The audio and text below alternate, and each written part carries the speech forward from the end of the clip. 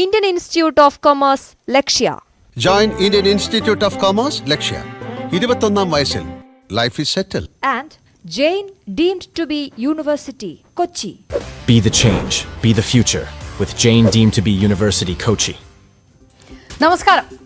50 ദിവസത്തെ ജയിൽവാസത്തിന് ശേഷം പുറത്തിറങ്ങിയ അന്നും തൊട്ടടുത്ത ദിവസവും ജനങ്ങൾക്ക് മുന്നിലും മാധ്യമങ്ങൾക്ക് മുന്നിലും വ്യക്തമാക്കുക മാത്രമായിരുന്നില്ല അരവിന്ദ് കെജ്രിവാൾ. പ്രവൃത്തി കൊണ്ട് തെളിയിക്കുക കൂടിയായിരുന്നു. ഇനി BJPക്ക് ഭയപ്പെടാനുള്ളത് തന്നെയാണ്. നരേന്ദ്രമോദിക്കെതിരെ BJPക്കെതിരെ ആഞ്ഞടിക്കുക തന്നെയാണ്. ഇനി തിഹാർ ജയിലിലേക്ക് മടങ്ങിപ്പോകാനുള്ള 20 ദിവസവും താൻ ചെയ്യുക എന്ന് വീണ്ടും തെളിയിക്കുകയാണ് കെജ്രിവാൾ. അതുകൊണ്ടാണ് വോട്ടർമാർക്ക് മുന്നിൽ മോദി ഗ്യാരണ്ടിക്ക് ബദലായി തന്റെ 10 ഗ്യാരണ്ടിയുമായി കെജ്രിവാൾ എത്തിയത്. ഈ 25-ന് 6ാം ഘട്ട വോട്ടെടുപ്പിൽ ഡൽഹി പോളിംഗ് ബൂത്തിലെത്തുമ്പോൾ ഓർക്കേണ്ടത് തന്റെ ഗ്യാരണ്ടികളാണെന്ന് കെജ്രിവാൾ ജനങ്ങളോട് പറയുന്നു. ഏത് ഗ്യാരണ്ടിയിലാണ് ജനം വിശ്വസിക്കുക?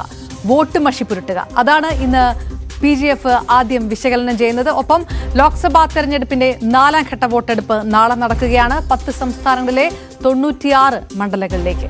ഒരിക്കൽ കൂടി സ്വാഗതം.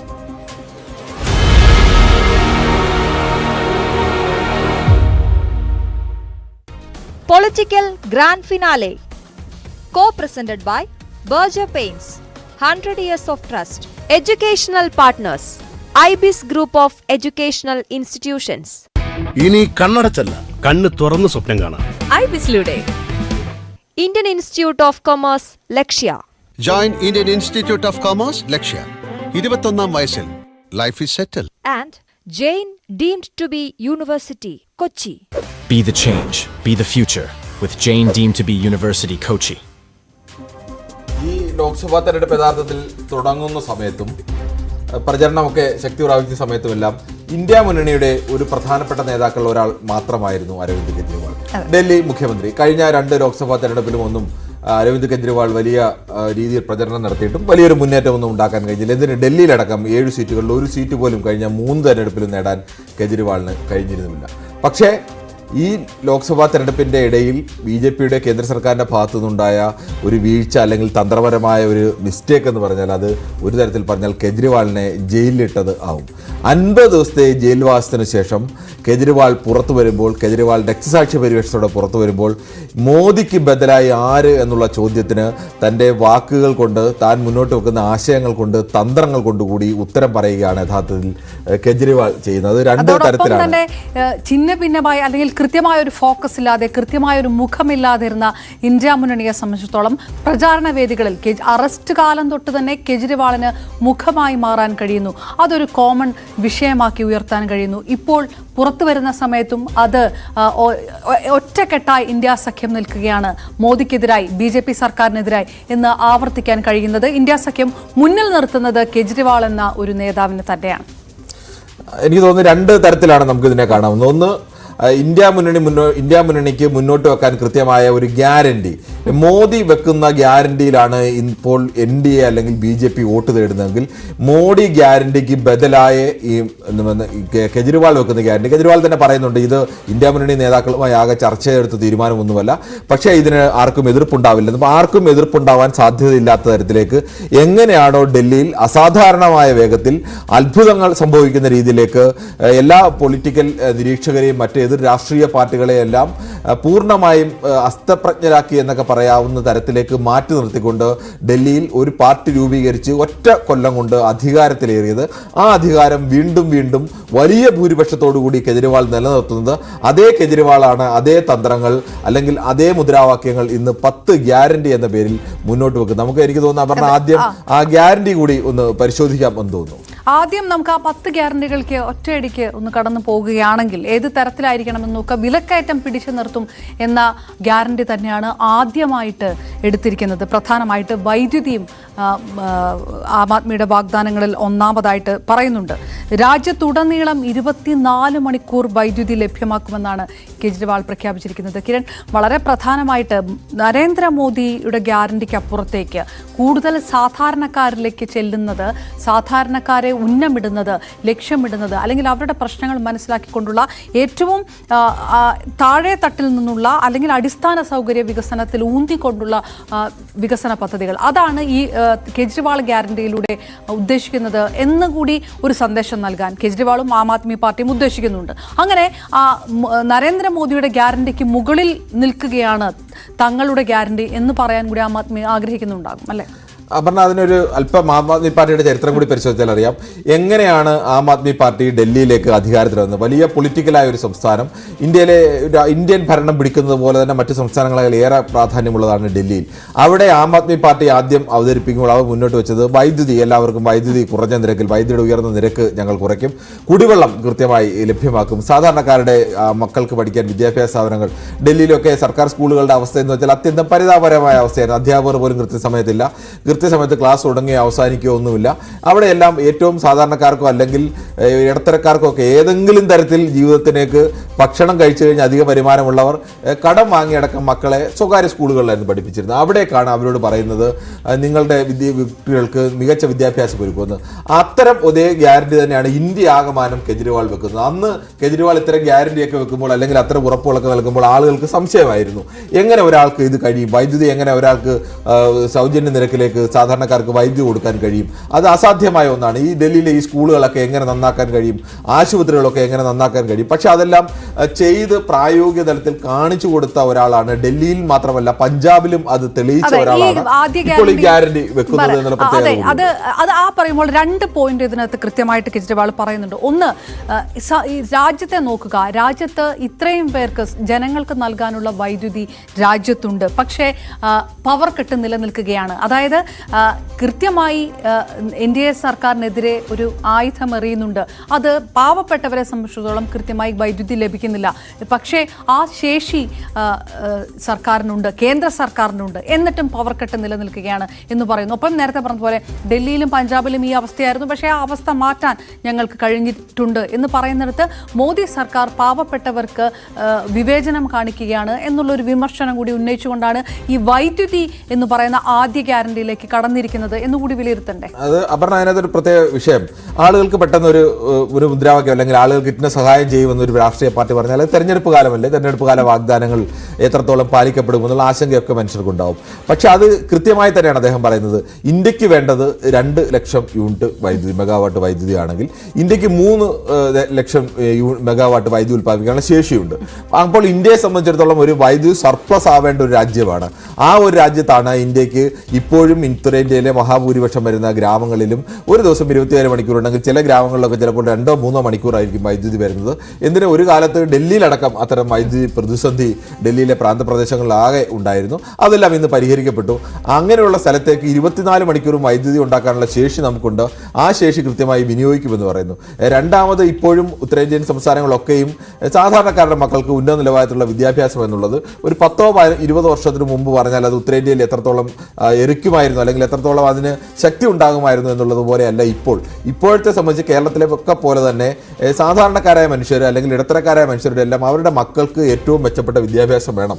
അവർ മെച്ചപ്പെട്ട കൃഷിക്കാരനായി മാറുകയല്ല വേണ്ടത്, അവർക്ക് മെച്ചപ്പെട്ട വിദ്യാഭ്യാസം കിട്ടി അവർക്ക് മെച്ചപ്പെട്ട ജീവിത നിലവാരത്തിലേക്ക് അവരുടെ മക്കൾക്ക് മാറാൻ കഴിയണം. അങ്ങനെ മാറാൻ കഴിയണമെങ്കിൽ ഞങ്ങൾക്ക് താങ്ങാൻ കഴിയുന്ന ഒരു വിദ്യാഭ്യാസം ഞങ്ങളുടെ മക്കൾക്ക് ലഭ്യമാകണം. അതിന് കഴിയാത്തവരാണ് മഹാഭൂരിപക്ഷം വരുന്ന രക്ഷകർത്താക്കൾ. അവരോടാണ് പറയുന്നത് നിങ്ങളുടെ മക്കൾക്ക് ഏറ്റവും മികച്ച വിദ്യാഭ്യാസം നൽകാം. ഈ മനീഷ് സിസോദിയാണ് യഥാർത്ഥത്തിൽ ഡൽഹിയിൽ അത് നടപ്പാക്കിയത്. സിസോദിയയ്ക്ക് അവസാനം ജയിലിൽ ഇപ്പോഴും കിടക്കുന്നു എന്നുള്ളത് വേറെ യാഥാർത്ഥ്യം. ആ സിസോദിയൊക്കെ നടപ്പാക്കിയ അല്ലെങ്കിൽ ആം ആദ്മി സർക്കാർ നടപ്പാക്കിയ വിദ്യാഭ്യാസ പദ്ധതി സാധാരണക്കാരായ രക്ഷകർത്താക്കളുടെ മക്കൾ പഠിക്കുന്ന വിദ്യാലയങ്ങൾ ആകെ ഉന്നത നിലവാരത്തിലേക്ക് അവിടുത്തെ സ്വകാര്യ സ്കൂളുകളോട് കിടപിടിക്കുന്ന നിലവാരത്തിലേക്ക് ഉയർത്താൻ കഴിഞ്ഞത് ഈ ആം ആദ്മി സർക്കാരിനാണ്. അത് ഇന്ത്യ ആകമാനം വ്യാപിപ്പിക്കുമെന്ന് പറയുന്നു. അതോടൊപ്പം തന്നെ മറ്റൊരു ഗ്യാരണ്ടി ആലോചിക്കണം. ഈ വിദ്യാഭ്യാസത്തിന്റെ വിഷയത്തിൽ 5 ലക്ഷം കോടി രൂപയാണ് പറഞ്ഞിരിക്കുന്നത്. 5 ലക്ഷം കോടി രൂപ രാജ്യത്ത് ആവശ്യമായി വരും. കേന്ദ്ര പകുതി എടുക്കും, ബാക്കി പകുതി സംസ്ഥാന സർക്കാരുകൾ ചെയ്യുന്നു എന്ന് പറയുമ്പോൾ ഈ തുടക്കം തന്നെ ചോദിക്കേണ്ട ഒരു വിഷയം, ഇത് ഒരു രാജ്യവ്യാപകമായിട്ടുള്ള ഒരു ഗ്യാരണ്ടി എന്ന രീതിയിലാണ് കേജ്രിവാൾ ഇത് വിഭാവനം ചെയ്യുന്നത്. ആം ആദ്മി ഇതിനെ വിഭാവനം ചെയ്യുന്നത്. സ്വാഭാവിക സ്വാഭാവികമായിട്ടും മറ്റുള്ള ഗ്യാരണ്ടികൾക്ക് നമുക്ക് വരാം. എങ്കിൽ പോലും BJPയെ സംബന്ധിച്ചിടത്തോളം രാഷ്ട്രീയമായി പ്രതിരോധിക്കാൻ പോകുന്നത് ആം ആദ്മി പാർട്ടിക്ക് എത്ര സംസ്ഥാനങ്ങളിൽ സ്വാധീനമുണ്ട്, അല്ലെങ്കിൽ ഇങ്ങനെ ഒരു ഗ്യാരണ്ടി മുന്നോട്ട് വെക്കാൻ അത് ജനങ്ങളെ കബളിപ്പിക്കുകയാണ് എന്ന തരത്തിലുള്ള ഒരു വിമർശനങ്ങളായിരിക്കില്ലേ ആദ്യം തന്നെ BJP ഇതിനെതിരെ കൊണ്ടുവരാൻ സാധ്യത? സ്വാഭാവികമായി അപർണ, ഈ ഒരു ചോദ്യം കോൺഗ്രസിന് നേരെയാണ് ഉയരുന്നതെങ്കിൽ കോൺഗ്രസ് സമാനമായ ചോദ്യം ജനങ്ങൾ നേരിടേണ്ടി വരും. നിങ്ങൾ പല സംസ്ഥാനങ്ങൾ ഭരിച്ചിട്ടുണ്ടല്ലോ, ആ ഭരിച്ച സംസ്ഥാനങ്ങളൊക്കെ നിങ്ങൾക്ക് ഈ തരത്തിലേക്ക് സാധാരണ ജനങ്ങൾക്ക് വൈദ്യുതി സൗജന്യ നിരക്കിൽ എത്ര സ്ഥലത്ത് നിങ്ങൾക്ക് നൽകാൻ കഴിഞ്ഞു?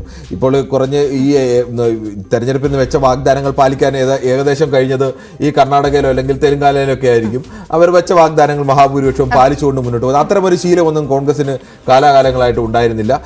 ഏതെങ്കിലുമൊക്കെ ചില നല്ല ഭരണം നടത്തുന്നതിനപ്പുറത്തേക്ക് ഇത്തരം വലിയ വാഗ്ദാനങ്ങളൊന്നും ജനങ്ങൾക്ക് ഇഷ്ടപ്പെടുന്ന അല്ലെങ്കിൽ ജനങ്ങളുടെ ജീവിതത്തെ നേരിട്ട് ബാധിക്കുന്ന തരത്തിലുള്ള വൈദ്യുതി ആയാലും വിദ്യാഭ്യാസമായാലും ആരോഗ്യമായാലും ഇത് ഒന്നും സംബന്ധിച്ച വാഗ്ദാനങ്ങൾ പാലിക്കാൻ കഴിഞ്ഞു. പക്ഷേ ആം ആദ്മി പാർട്ടിക്ക് അങ്ങനെയല്ല. ആം ആദ്മി പാർട്ടി പഞ്ചാബിലായാലും ഡൽഹിയിലായാലും തെളിയിച്ചു അവിടെ വൈദ്യുതി സാധാരണക്കാർക്ക് സാധാരണ നിരക്കിലേക്ക് അല്ലെങ്കിൽ സൗജന്യ നിരക്കിലേക്ക് വൈദ്യുതി ലഭ്യമാക്കാം എന്നവർ തെളിയിച്ചു. അവിടുത്തെ വിദ്യാഭ്യാസ സ്ഥാപനങ്ങളിലേക്ക് ഉയർന്ന നിലവാരത്തിലുള്ള വിദ്യാഭ്യാസം അവർക്ക് നൽകാം എന്നവർ തെളിയിച്ചു. അവിടുത്തെ ആശുപത്രികളിൽ മെച്ചപ്പെട്ട നിലവാരത്തിലുള്ള ആശുപത്രികൾ നമ്മൾ നേരത്തെ ആലോചിക്കണം. നേരത്തെ ഒരു മലയാളിക്ക് ചിന്തിക്കാൻ കഴിയുന്നതിനേക്കാളും എത്രയോത്തോളം ഒരു ദാരിദ്ര്യത്തിന്റെ അങ്ങേ അറ്റം പിടിച്ച ആശുപത്രികളോ ഗവൺമെന്റ് ആശുപത്രികളോ അല്ലെങ്കിൽ അവിടുത്തെ വിദ്യാലയങ്ങളും ഒക്കെ ആയിരുന്നു. ആ സ്ഥാനത്തേക്കാണ് മെച്ചപ്പെട്ട രീതിയിലുള്ള വിദ്യാഭ്യാസ സ്ഥാപനങ്ങളും മെച്ചപ്പെട്ട രീതിയിലുള്ള ആശുപത്രികളും ഒക്കെ അവിടെ സർക്കാർ കാണിച്ചു കൊടുത്തത്, തെളിയിച്ചു കൊടുത്തത് ഇങ്ങനെയൊക്കെ ഒരു സർക്കാരിന് സാധ്യമാകുമെന്ന്. അത്തരമൊരു സർക്കാരും അത്തരമൊരു നേതാവുമാണ് ഇപ്പോൾ ഇങ്ങനെ ഒരു ഗ്യാരണ്ടി വെക്കുന്നത്. ഇത് ഇന്ത്യ മുന്നണിക്കാണ്. കെജ്രിവാൾ മറ്റൊന്നുകൂടി പറയുന്നുണ്ട്, ജൂൺ 4 വോട്ടെണ്ണി കഴിഞ്ഞാൽ ഇന്ത്യ മുന്നണി കൂടി പങ്കാളിയായ ഒരു കേന്ദ്ര സർക്കാർ ഇന്ത്യയിൽ നിലവിൽ വരും.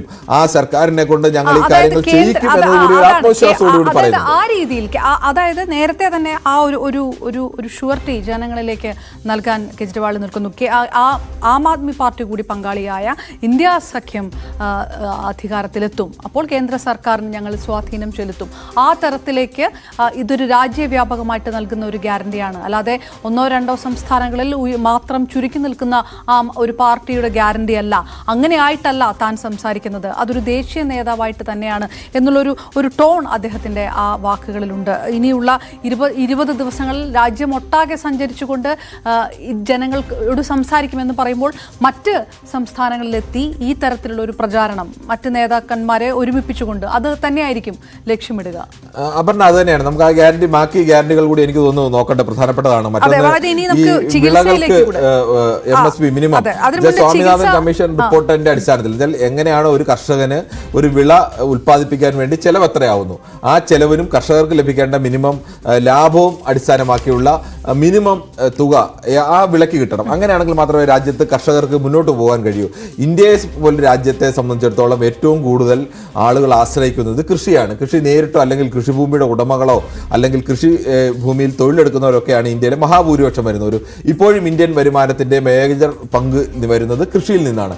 അങ്ങനെ കൃഷിക്കാർ കാലങ്ങളായി മോദി സർക്കാരിന് കീഴിൽ വലിയ സമരങ്ങളൊക്കെ നടത്തിക്കൊണ്ടിരിക്കുകയായിരുന്നു. ആ സമരങ്ങളൊക്കെ നടത്തുമ്പോഴെല്ലാം അവരുടെ പ്രധാനപ്പെട്ട ആവശ്യം, പല ആവശ്യങ്ങളുണ്ടെങ്കിലും ഒന്നാമത്തെ ആവശ്യം അവർ ഉൽപ്പാദിപ്പിക്കുന്ന വിളയ്ക്ക് ന്യായമായ വില കിട്ടുക എന്നുള്ളതാണ്.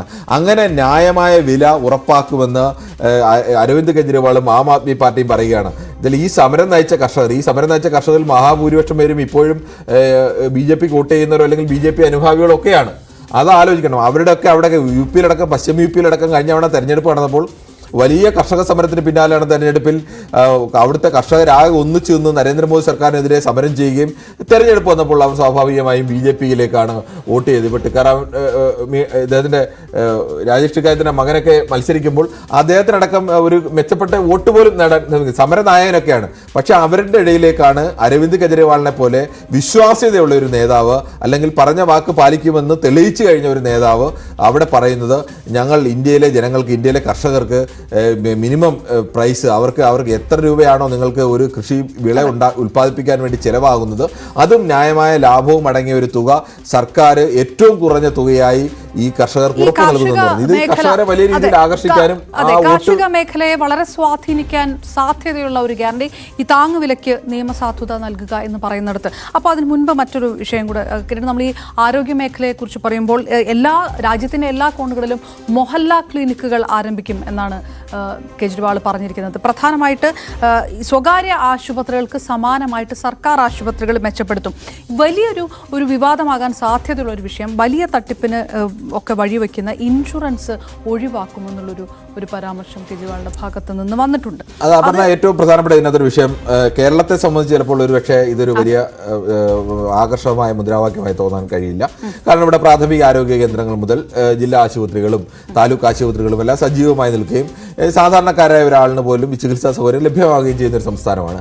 പക്ഷേ ഇന്ത്യയിലെ മഹാഭൂരിപക്ഷ സംസ്ഥാനങ്ങളുടെയും അവസ്ഥ അങ്ങനെയല്ല. ഉയർന്ന പണം കൊടുക്കാൻ ശേഷിയുള്ള സമ്പന്നരായ അല്ലെങ്കിൽ ഇടത്തരക്കാരിൽ തന്നെ സമ്പന്നരായ ആളുകൾക്കല്ലാതെ ഇതിൻ്റെ ആരോഗ്യത്തിൻ്റെ ചെലവ് വഹിക്കാൻ കഴിയില്ല.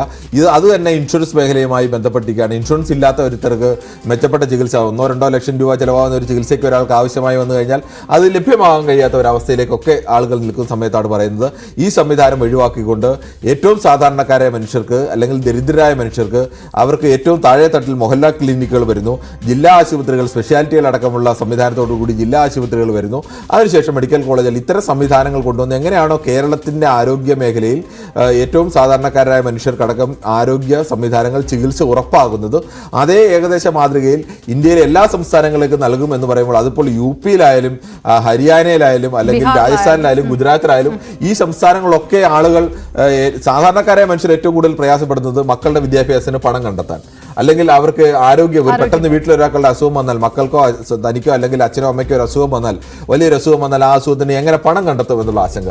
ഇതൊരു വലിയ ആശങ്കയാണ്. അവർക്ക് വരുമാനത്തിന്റെ വിഷയം, കൃഷിയിൽ നിന്നുള്ള ലഭിക്കുന്ന വരുമാനം, ഈ 3 കാര്യങ്ങളിൽ പ്രധാനമായും അവർ ഉറപ്പ് നൽകുകയാണ്. ഞങ്ങൾ നിങ്ങളുടെ ആവശ്യങ്ങൾ കാലങ്ങളായി എല്ലാ മനുഷ്യർക്കുമുള്ള ആവശ്യങ്ങളിൽ ഞങ്ങൾ ഉറപ്പ് നൽകും. വിദ്യാഭ്യാസ മേഖല പോലെ തന്നെ അതിനും 5 ലക്ഷം കോടിയാണ് വേണ്ടിവരിക എന്നും ആം ആദ്മി നേതാവ് പറയുന്നു. അതും പകുതി കേന്ദ്രം വഹിക്കും, ബാക്കി പകുതി സംസ്ഥാനമായിരിക്കും വഹിക്കുക എന്ന് പറയുന്നു. മറ്റൊന്നുകൂടി ഈ അഗ്നിവീർ നിർത്തും എന്നുള്ളത്. അതെ, അത് വളരെ രാജ്യസുരക്ഷയായി ബന്ധപ്പെട്ട് രാജ്യസ്നേഹവുമായി ബന്ധപ്പെട്ട് പലതവണ പ്രചാരണങ്ങളിൽ ഏറ്റവും കൂടുതൽ സ്റ്റേക്ക് തങ്ങൾക്കാണ് എന്ന് അവകാശപ്പെടുന്ന NDAക്ക് BJPക്ക് എതിരായിട്ടുള്ള ഒരു ഗ്യാരണ്ടി കൂടിയാണ് ആ പറഞ്ഞിരിക്കുന്നത് എന്ന് തോന്നുന്നു. കാരണം ഇന്ത്യയുടെ ഭൂമി ചൈനീസ് നിയന്ത്രണത്തിൽ നിന്ന് മുക്തമാക്കുമെന്നാണ് ഈ 4ാമത്തെ വാഗ്ദാനത്തിൽ ആം ആദ്മി പാർട്ടി പറയുന്നത്. നരേന്ദ്രമോദി സർക്കാർ അവതരിപ്പിച്ച അഗ്നിവീർ പദ്ധതി റദ്ദാക്കുമെന്നും അതിനകത്ത് പറയുന്നു. അതായത് രാജ്യരക്ഷ, രാജ്യസുരക്ഷ ഇത് NDA മാത്രമായി അവകാശപ്പെടാനുള്ളതല്ല. അതേ നാണയത്തിൽ തന്നെ അതിന് മറുപടിയായി അല്ലെങ്കിൽ അതിന് പകരമായി NDA സർക്കാർ കൊണ്ടുവന്ന ഒരു പദ്ധതി തന്നെ നിർത്തലാക്കുമെന്ന് പറയുന്നതിലൂടെ ഉദ്ദേശിക്കുന്നത് ആ തരത്തിലായിരിക്കുമോ? അപർണ, ഇതിനകത്തൊരു പ്രധാന വിഷയം ഇന്ത്യയെ സംബന്ധിച്ച്, പ്രത്യേകിച്ച് ഉത്തരേന്ത്യയിലെ സാധാരണക്കാരെ സംബന്ധിച്ച് അവൻ്റെ ഒരു ഏറ്റവും സാധാരണ കുടുംബം രക്ഷപ്പെടുന്നത് അവനെ ഏതെങ്കിലും ഒരാൾക്ക് സൈന്യത്തിൽ ജോലി കിട്ടുക എന്നുള്ളതാണ്. സൈന്യത്തിൽ ഒരാൾക്ക് ജോലി കിട്ടുക എന്ന് പറഞ്ഞാൽ അയാൾ മാത്രമല്ല രക്ഷപ്പെടുന്നത്, ആ സൈന്യത്തിൽ ജോലി കിട്ടുന്ന വഴി കിട്ടുന്ന കുടുംബത്തിന് കിട്ടുന്ന ഒട്ടേറെ ആനുകൂല്യങ്ങളുണ്ട്. അവരുടെ അച്ഛനും അമ്മയ്ക്കോ അല്ലെങ്കിൽ പങ്കാളികൾക്കും ഒക്കെ കിട്ടുന്ന ചികിത്സാ ആനുകൂല്യങ്ങൾ, അവർ വിരമിച്ചു കഴിഞ്ഞാലും അവർക്ക് ലഭിക്കുന്ന പെൻഷൻ, ആ പെൻഷൻ മാത്രമല്ല ഒരു ആശുപത്രി ആവശ്യം വന്നു കഴിഞ്ഞാൽ അടക്കം അവരുടെ ചികിത്സാ ചെലവടക്കം സർക്കാർ ഏറ്റെടുക്കുന്നു. അങ്ങനെ ആ ഒരു കുടുംബമാകമാനം രക്ഷപ്പെടുന്നത് പലപ്പോഴും വീട്ടിലെ ഏതെങ്കിലും ഒരാളെ അല്ലെങ്കിൽ അല്പം ആരോഗ്യമുള്ള, പണ്ട് കാലത്ത് വിദ്യാഭ്യാസം ഇല്ലാത്ത ആളുകൾക്കടക്കം ആരോഗ്യമുണ്ടെങ്കിൽ പട്ടാളത്തിൽ ചേരാം എന്ന് പറഞ്ഞൊരു സ്ഥിതി ഉണ്ടായിരുന്നു. അതല്ല, ഇപ്പോൾ വിദ്യാഭ്യാസമുള്ളവരടക്കം പട്ടാളത്തിൽ ചേരുവാൻ വേണ്ടി ആഗ്രഹിക്കുകയും അത് ചെയ്യുകയും ഒക്കെ ചെയ്യുന്നത് ഒരു കുടുംബത്തിൻ്റെ ജീവിതത്തിൻ്റെ എത്രയോ പിന്നീടുള്ള എല്ലാ കാലത്തേക്കും സുരക്ഷിതമാവുക എന്നുള്ള ലക്ഷ്യത്തിൽ കൂടിയാണ്. ആളുകൾ രാജ്യസ്നേഹവും മറ്റതെല്ലാം പറയുമ്പോഴും അതിനൊക്കെ അപ്പുറത്തേക്ക് പട്ടാളത്തിൽ ചേരുന്നതിൻ്റെ, സൈന്യത്തിൽ ചേരുന്നതിൻ്റെ ഏറ്റവും പ്രധാനപ്പെട്ട ലക്ഷ്യം, ആ സാധാരണ മനുഷ്യരുടെ മുന്നിലെ ലക്ഷ്യം, അവൻ്റെ കുടുംബം അതുവഴി അവൻ്റെ കുടുംബത്തിൻ്റെ ഒരു ഉത്തരവാദിത്തം സർക്കാർ കൂടി ഏറ്റെടുക്കുകയാണ്. അതുവഴി ആ കുടുംബത്തിൻ്റെ ഒരു സുരക്ഷിതത്വം ഉണ്ടാവുന്നു. ആ സ്ഥാനത്തേക്കാണ് ഇന്ത്യയിൽ ഏറ്റവും കൂടുതൽ തൊഴിൽ സാധ്യതയുള്ള സൈനിക മേഖലയിലേക്കാണ് അഗ്നിവീർ എന്നുള്ള പദ്ധതി കൊണ്ടുവന്നത്. അഗ്നിവീർ പദ്ധതി കൊണ്ടുവന്നതോടുകൂടി താൽക്കാലികമായ ജീവനക്കാർ എങ്ങനെയാണ് ഒരു പ്രൈവറ്റ് സ്ഥാപനത്തിൽ ജോലിക്ക് പോകുന്നത്, അതുപോലെ താൽക്കാലികമായ ഒരു ജോലി മാത്രമാണ് ഈ അഗ്നിവീർ എന്ന സംവിധാനം എന്ന് പറയുന്നത്. അതിനപ്പുറത്തേക്ക് അവർക്ക് ജീവിത സുരക്ഷയോ അല്ലെങ്കിൽ മറ്റൊന്നും ലഭിക്കുന്നില്ല. തൽക്കാലത്തേക്ക് ഒരു ജോലി ലഭിക്കുന്നതിനപ്പുറത്തേക്ക് ഒരു കുടുംബം സുരക്ഷിതമാകുന്നില്ല. അതുകൊണ്ട് ഈ അഗ്നിവീർ പദ്ധതി പൂർണ്ണമായും നിർത്തി ഉത്തരേന്ത്യയിലെ മഹാഭൂരിപക്ഷം വരുന്ന സാധാരണക്കാരുടെ ജീവിത സ്വപ്നമായ അവരുടെ മക്കൾക്ക് ആർക്കെങ്കിലും സൈന്യത്തിൽ ജോലി കിട്ടുക, അതുവഴി ആ ഒരു കുടുംബം രക്ഷപ്പെടുക, അത്തരമൊരു സ്വപ്നം കൂടിയാണ്. ഇത് മുന്നോട്ട് വെക്കുമ്പോൾ പ്രധാനമായും കെജ്രിവാൾ പറയുന്നുണ്ട്, ഇപ്പോൾ ചൈനയുടെ അധീന പ്രദേശം, ചൈന പിടിച്ചെടുക്കുന്ന പ്രദേശങ്ങൾ തിരിച്ചു പിടിക്കുമെന്നൊക്കെ പറയുമ്പോഴുമെല്ലാം പറയുന്നത്, ചർച്ചയാക്കി വെക്കുന്നത് മോദി സ്ഥിരമായി പറഞ്ഞുകൊണ്ടിരിക്കുന്ന, BJP സ്ഥിരമായി പറഞ്ഞുകൊണ്ടിരിക്കുന്ന ഏറ്റവും കരുത്തുറ്റ ഗവൺമെന്റാണ് ഞങ്ങൾ എന്ന് പറയുമ്പോൾ, കഴിഞ്ഞ ദിവസം പ്രിയങ്ക ഗാന്ധി പറഞ്ഞതുപോലെ പാകിസ്ഥാൻ ഇന്ത്യക്കെതിരെ മത്സരിച്ചപ്പോൾ പാകിസ്ഥാൻ എന്ന രാജ്യത്തെ രണ്ടാക്കിയ ആളാണ് എൻ്റെ അമ്മുമ്മ, അവരെ കണ്ടുപഠിക്കൂ, ധൈര്യത്തെ നൽകുന്നുണ്ട്. അതുപോലെ എതിരാളികളെ തകർക്കാൻ ഏറ്റവും ശക്തനായ നേതാവ് മോദിയാണെന്ന് പറയുമ്പോൾ മോദി അങ്ങനെ ഒരു ശക്തനായ നേതാവല്ല. ഇപ്പോഴും ചൈന ഇന്ത്യയുടെ പ്രദേശങ്ങൾ മോദിയുടെ ഭരണകാലത്ത് പിടിച്ചെടുത്തിരിക്കുന്നു. ആ പിടിച്ചെടുത്ത വിഷയം വീണ്ടും ചർച്ചയാക്കുക. ഇന്ത്യൻ പട്ടാളം എന്ന് പറയുന്ന വലിയ സംവിധാനത്തെ, സാധാരണക്കാർ ആഗ്രഹിച്ചിരുന്ന സംവിധാനത്തെ മോദി അതിനെ ഒരു സ്ഥിര സംവിധാനം എന്നത് മാറ്റിക്കൊണ്ട് BJP സർക്കാർ അതിനെ ഒരു താൽക്കാലിക സംവിധാനമാക്കി മാറ്റി അവിടെയും വെള്ളം ചേർത്തു എന്നുള്ള ചർച്ചയിലേക്ക് കൊണ്ടുവരിക. അങ്ങനെ നിങ്ങൾക്ക് വാഗ്ദാനം, ഒപ്പം തന്നെ അവരുടെ വീഴ്ച ചർച്ചയാക്കുക.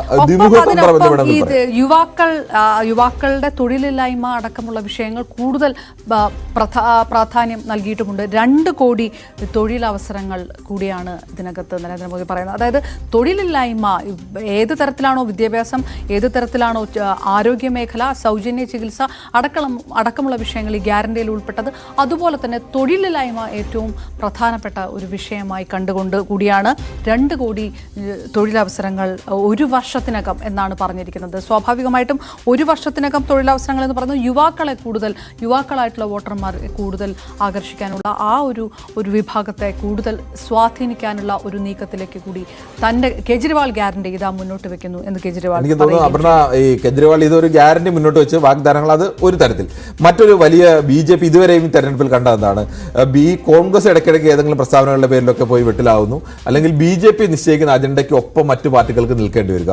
ഇവിടെ BJPയിൽ ഒരു കൺഫ്യൂഷൻ ഉണ്ടാക്കാൻ, അല്ലെങ്കിൽ BJP ഒരു പ്രതിസന്ധിയിലേക്ക് തള്ളിവിടും. ഇപ്പോൾ പിത്രോദയുടെ പ്രസ്താവന വന്നപ്പോൾ എന്താണ്, കോൺഗ്രസ് ആണ് പ്രതിസന്ധിയിലായത്. അങ്ങനെ BJP ഏതെങ്കിലും തരത്തിൽ ഒരു പ്രതിസന്ധിയിലാക്കുന്ന ഒരു വിഷയം അങ്ങനെ ഉണ്ടായില്ല. അല്ലെങ്കിൽ കർണാടകയിലെ ഈ മറ്റേ അശ്ലീല വീഡിയോ സംബന്ധിച്ച വിഷയങ്ങളൊക്കെ അതുപോലെ BJP നേരിട്ടുള്ള വിഷയമല്ല. പക്ഷേ BJPയെ പ്രതിസന്ധിയിലാക്കുന്ന ഒരു പ്രസ്താവനയാണ് വെക്കുന്നത്. എങ്ങനെയാണോ 2004 നരേന്ദ്രമോദി BJPയിൽ സമ്പൂർണ്ണ ആധിപത്യം പിടിച്ചെടുക്കുന്നത്, അന്ന് വരെ BJPയിൽ ഉണ്ടായിരുന്ന ഏറ്റവും പ്രധാനപ്പെട്ട നേതാവായ LK അദ്വാനി, BJPയുടെ സ്ഥാപക നേതാവൊക്കെ ആയിരുന്ന LK അദ്വാനി അടക്കമുള്ള, മുരളി മനോഹർ ജോഷി അടക്കമുള്ളവർ, ഈ അവരെ എല്ലാവരെയും മാറ്റി നിർത്തിക്കൊണ്ട് പുതിയൊരു തലമുറ, അല്ലെങ്കിൽ അവർക്ക് ശേഷം വന്ന തലമുറ 75 വയസ്സ് എന്നൊരു നിർദ്ദേശം വെക്കുന്നു. അതെ, ആ ഒരു തലമുറ മാറ്റം ഇനി നടക്കാൻ പോവുകയാണ്. അതായത് ഒരു അധികാര മാറ്റം നടക്കാൻ പോവുകയാണ്. അമിത്ഷാ മുന്നോട്ട് വരികയാണ്. അങ്ങനെ മോദി വിരമിക്കുന്നു, അമിത്ഷാ എത്തുന്നു, തൊട്ടുപിറകെ യോഗി ആദിത്യനാഥിന്റെ പേര് കൂടെ പരാമർശിച്ചുകൊണ്ടുള്ള ഒരു വിഷയം. പക്ഷേ BJPയെ സംബന്ധിച്ചിടത്തോളം BJP വലിയ രീതിയിൽ കെജ്രിവാളിന് പ്രാധാന്യം കൊടുക്കണ്ട, മറുപടി കൊടുക്കണ്ട എന്നുള്ളൊരു നയം എടുത്തിട്ടുണ്ടെങ്കിൽ പോലും ഇന്നലെ തന്നെ അമിത്ഷാ ഇതിനൊക്കെ മറുപടി പറയേണ്ടതായ ഒരു സാഹചര്യത്തിലേക്ക് നിർബന്ധിതമാക്കി. ഇത് പറയുമ്പോൾ ഇത് ഇദ്ദേഹം മാത്രം, കെജ്രിവാൾ മാത്രമല്ല, രേവന്ത് റെഡ്ഡിയും ഇതേ വാചകം തന്നെയാണ് ഉന്നയിച്ചത്. ഇത് സ്വാഭാവികമായും ഇന്ത്യ മുന്നണിയിലെ പ്രധാനപ്പെട്ട നേതാക്കളെല്ലാം വരും ദിവസങ്ങളിൽ ഈ വിഷയം ഉന്നയിക്കും. 75 വയസ്സ്, നേരത്തെ തന്നെ അമിത്ഷായുടെ പ്രസംഗങ്ങളെല്ലാം ഇപ്പോൾ വ്യാപകമായി കോൺഗ്രസ് എല്ലാം പ്രചരിപ്പിച്ചുകൊണ്ടിരിക്കുകയാണ്.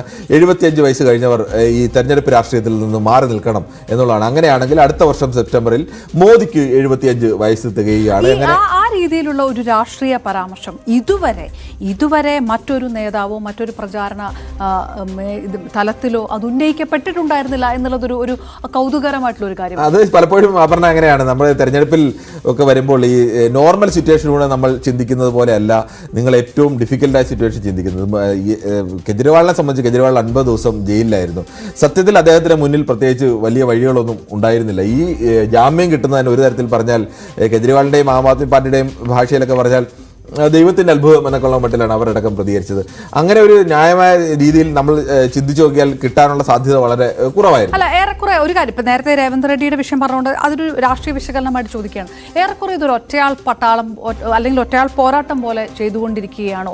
കെജ്രിവാൾ നേരിട്ട് വളരെ ഡയറക്റ്റായിട്ട് BJPയുടെ കോർ വിഷയങ്ങളിലേക്ക് കടക്കുക, നേരിട്ട് മോദിയിലേക്ക് വിമർശനം ഉന്നയിക്കുക, അവരുടെ പാർട്ടി സംഘടനയുടെ ഉള്ളിൽ നടക്കുന്ന വിഷയങ്ങൾ പോലും പുറത്തെടുത്തു കൊണ്ടുവന്ന് അത് ജനങ്ങളുടെ അടുത്തേക്ക് എത്തിക്കുക, അങ്ങനെ ഒരു അറ്റാക്കിലേക്ക് കെജ്രിവാൾ ശ്രമിക്കുന്നു. മറ്റ് ഇന്ത്യ സഖ്യത്തിലെ പ്രതിപക്ഷ നേതാക്കളൊന്നും രാഹുൽ ഗാന്ധിയൊക്കെ പറയുന്നതിന് നേരെ മറ്റൊരു തരത്തിലേക്ക് കേജ്രിവാൾ എത്തിക്കുന്നു.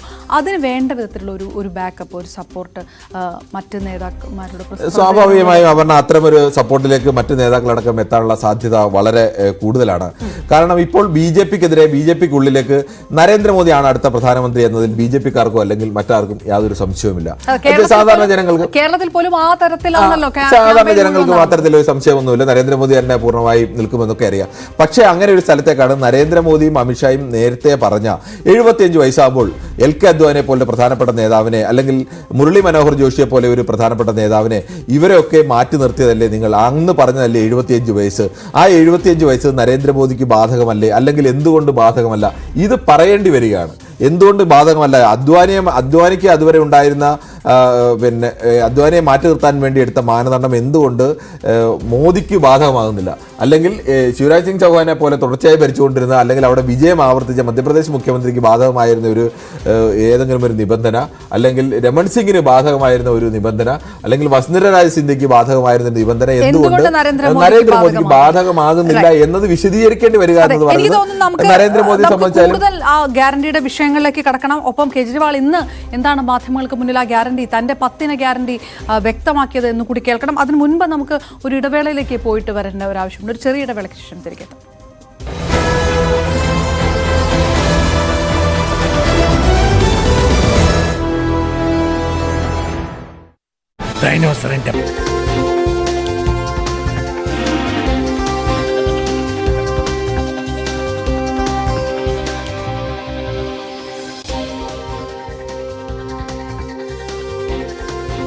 അപ്പു എന്ന അഖിൽ ആ ദൃശ്യങ്ങളിലുള്ള ആ കല്ല് എടുത്ത് അഖിലിന്റെ ശരീരത്തെ ആഞ്ഞ് എറിയുന്ന ആളാണ് എന്നാണ് ഞാൻ മനസ്സിലാക്കുന്നത്. ആ അപ്പു എന്ന അഖിലാണ് പിടിയിലായിരിക്കുന്നത്. ഇവർക്കായുള്ള തെരച്ചിൽ തമിഴ്നാട്ടിൽ വളരെ സജീവമായി പോലീസ് നടത്തുന്നുണ്ടായിരുന്നു. ഇപ്പോൾ അഖിലിനെ പിടികൂടിയിരിക്കുന്നു എന്ന വാർത്ത വരുന്നു. 2 പേരെ കൂടി ഇനി കണ്ടെത്താനുണ്ട്. അവർക്കായുള്ള തെരച്ചിൽ ഊർജിതമായി നടക്കുകയാണ്. തമിഴ്നാട് കേന്ദ്രീകരിച്ച് തന്നെയാണ് അന്വേഷണം നടക്കുന്നത്. കരമന അഖിൽ കൊലക്കേസിൽ മുഖ്യ പ്രതികളിൽ ഒരാളായ അപ്പു എന്ന അഖിൽ പിടിയിലായിരിക്കുന്നു എന്നുള്ളതാണ്. ഇനി 2 പേരെ കൂടി പോലീസിന് കിട്ടാനുണ്ട്. ഒരാളെ നേരത്തെ തന്നെ വാഹനം ഓടിച്ചിരുന്ന ഒരാളെ നേരത്തെ തന്നെ പോലീസ് അറസ്റ്റ് ചെയ്തിരുന്നു. ബാക്കിയുള്ള 3 പേർ കസ്റ്റഡിയിലുണ്ട്. ഇപ്പോൾ ഏറ്റവും പ്രധാനപ്പെട്ട വാർത്ത വരുന്നത് നേരിട്ട് കൊലപാതകത്തിൽ പങ്കെടുത്ത ഒരാൾ മുഖ്യപ്രതി പിടിയിലായിരിക്കുന്നു എന്നുള്ളതാണ്. ആ ദൃശ്യങ്ങൾ വളരെ ഭയപ്പെടുത്തുന്നതായിരുന്നു. മലയാളിയെ സംബന്ധിച്ചിടത്തോളം പട്ടാപ്പകലാണ് കരമനയിൽ ഇത്തരത്തിലൊരു ക്രൂരമായ കൊലപാതകം നടന്നത്. കമ്പി വടികൊണ്ട് തലയ്ക്കടിച്ച് കൊലപ്പെടുത്തിയ ശേഷം മരണമുറപ്പിക്കുന്നതിനായി നിരവധി തവണ കല്ല് അഖിലിന്റെ ശരീരത്തിലേക്ക് എറിയുന്ന കാഴ്ച അത് നമ്മളെ വളരെയധികം വേദനിപ്പിക്കുന്നതാണ്, ഞെട്ടിക്കുന്നതാണ്. ആ ദൃശ്യത്തിലുള്ള ആ കല്ലെടുത്ത് ദേഹത്തേക്ക് എറിയുന്ന അപ്പു എന്ന് വിളിക്കുന്ന അഖിൽ ആണിപ്പോൾ തമിഴ്നാട്ടിൽ നിന്നും പിടിയിലായിരിക്കുന്നത്.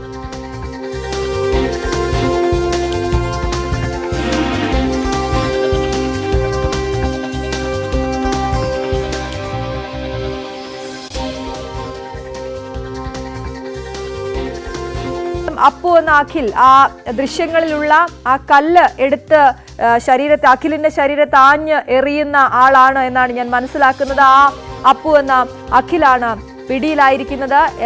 ഇവർക്കായുള്ള തെരച്ചിൽ തമിഴ്നാട്ടിൽ വളരെ സജീവമായി പോലീസ് നടത്തുന്നുണ്ടായിരുന്നു. ഇപ്പോൾ അഖിലിനെ പിടികൂടിയിരിക്കുന്നു എന്ന വാർത്ത വരുന്നു. 2 പേരെ കൂടി ഇനി കണ്ടെത്താനുണ്ട്. അവർക്കായുള്ള തെരച്ചിൽ ഊർജിതമായി നടക്കുകയാണ്. തമിഴ്നാട് കേന്ദ്രീകരിച്ച് തന്നെയാണ് അന്വേഷണം നടക്കുന്നത്. കരമന അഖിൽ കൊലക്കേസിൽ മുഖ്യ പ്രതികളിൽ ഒരാളായ അപ്പു എന്ന അഖിൽ പിടിയിലായിരിക്കുന്നു എന്നുള്ളതാണ്. ഇനി 2 പേരെ കൂടി പോലീസിന് കിട്ടാനുണ്ട്. ഒരാളെ നേരത്തെ തന്നെ വാഹനം ഓടിച്ചിരുന്ന ഒരാളെ നേരത്തെ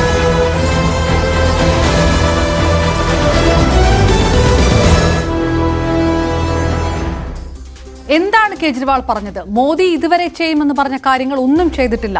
ഏത് ഗ്യാരണ്ടി വിശ്വാസത്തിലെടുക്കണമെന്ന് ജനങ്ങൾക്ക് തീരുമാനിക്കാം എന്നുകൂടി പറഞ്ഞുകൊണ്ടാണ് അരവിന്ദ് കെജ്രിവാൾ തന്റെ 10 ഗ്യാരണ്ടി മുന്നോട്ട് വെച്ചത്. കേജ്രിവാളിന്റെ വാക്കുകളിലേക്ക്. हमने जितनी गारंटी दी थी सारी गारंटी पूरी की.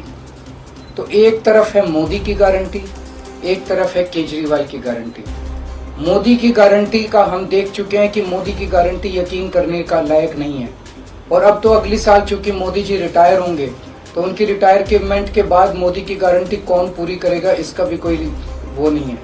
और केजरीवाल की गारंटी, केजरीवाल यही है, कहीं नहीं जा रहा, तो केजरीवाल की गारंटी पूरी करने की गारंटी केजरीवाल लेता है।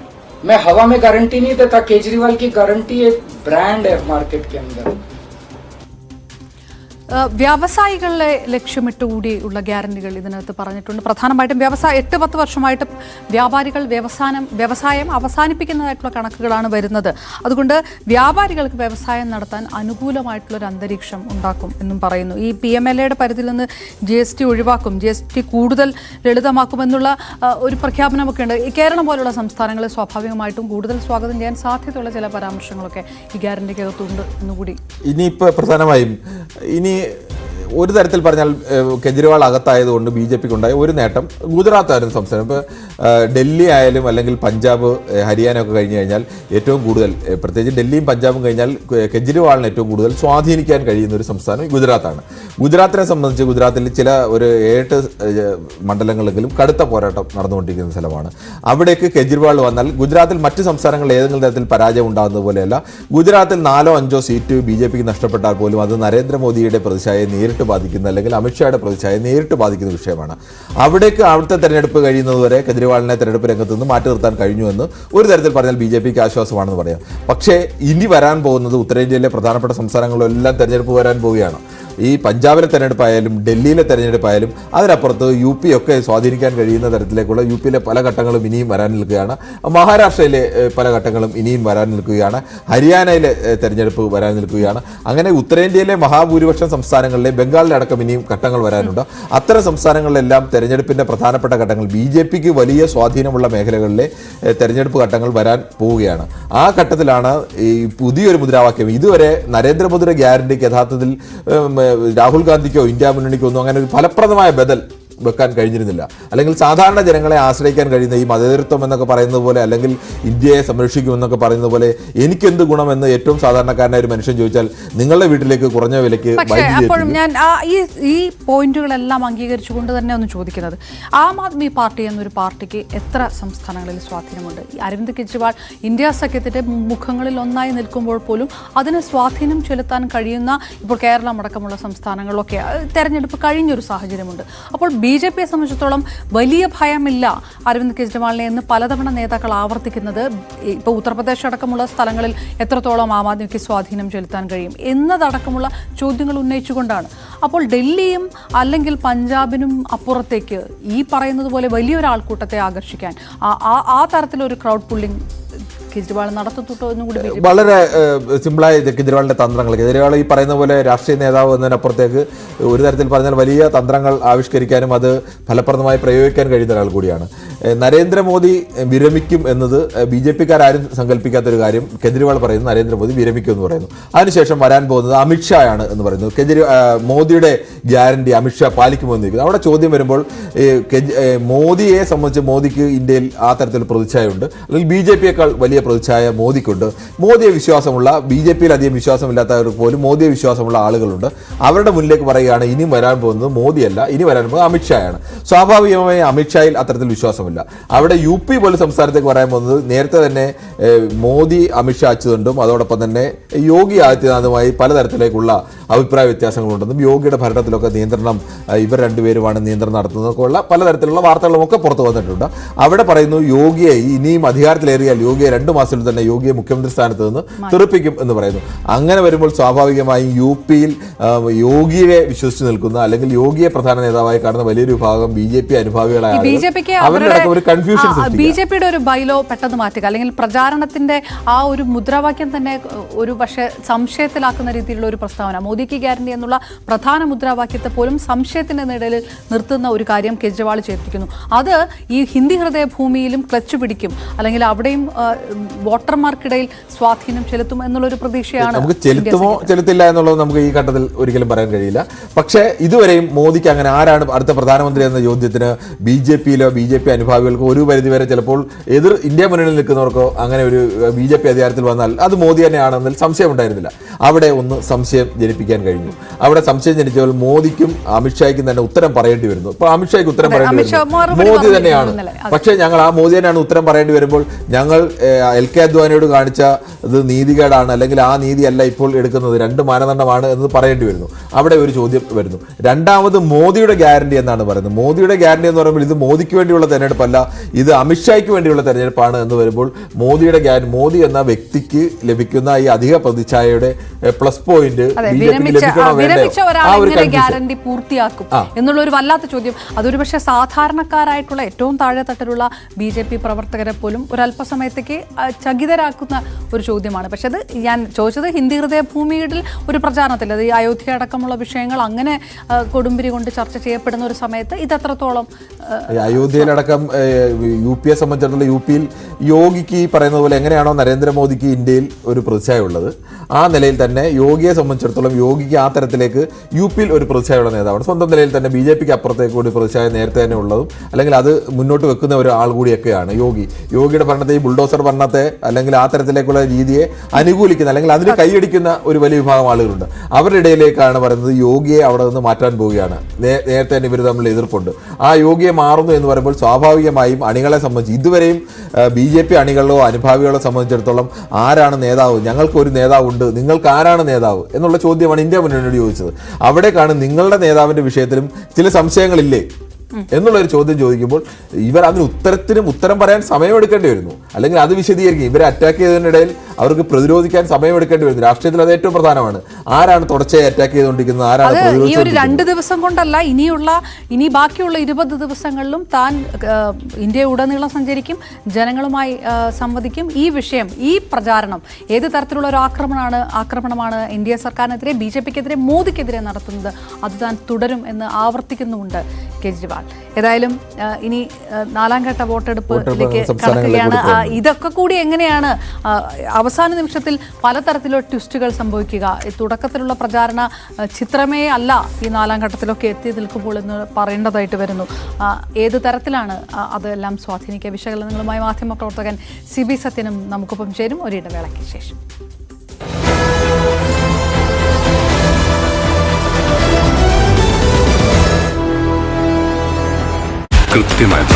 അറസ്റ്റ് ചെയ്തിരുന്നു. ബാക്കിയുള്ള 3 പേർ കസ്റ്റഡിയിലുണ്ട്. ഇപ്പോൾ ഏറ്റവും പ്രധാനപ്പെട്ട വാർത്ത വരുന്നത്, നേരിട്ട് കൊലപാതകത്തിൽ പങ്കെടുത്ത ഒരാൾ മുഖ്യപ്രതി പിടിയിലായിരിക്കുന്നു എന്നുള്ളതാണ്. ആ ദൃശ്യങ്ങൾ വളരെ ഭയപ്പെടുത്തുന്നതായിരുന്നു. മലയാളിയെ സംബന്ധിച്ചിടത്തോളം പട്ടാപ്പകലാണ് കരമനയിൽ ഇത്തരത്തിലൊരു ക്രൂരമായ കൊലപാതകം നടന്നത്. കമ്പി വടികൊണ്ട് തലയ്ക്കടിച്ച് കൊലപ്പെടുത്തിയ ശേഷം മരണമുറപ്പിക്കുന്നതിനായി നിരവധി തവണ കല്ല് അഖിലിന്റെ ശരീരത്തിലേക്ക് എറിയുന്ന കാഴ്ച, അത് നമ്മളെ വളരെയധികം വേദനിപ്പിക്കുന്നതാണ്, ഞെട്ടിക്കുന്നതാണ്. ആ ദൃശ്യത്തിലുള്ള ആ കല്ലെടുത്ത് ദേഹത്തേക്ക് എറിയുന്ന അഖിൽ, അപ്പു എന്ന് വിളിക്കുന്ന അഖിൽ ആണിപ്പോൾ തമിഴ്നാട്ടിൽ നിന്നും പിടിയിലായിരിക്കുന്നത്.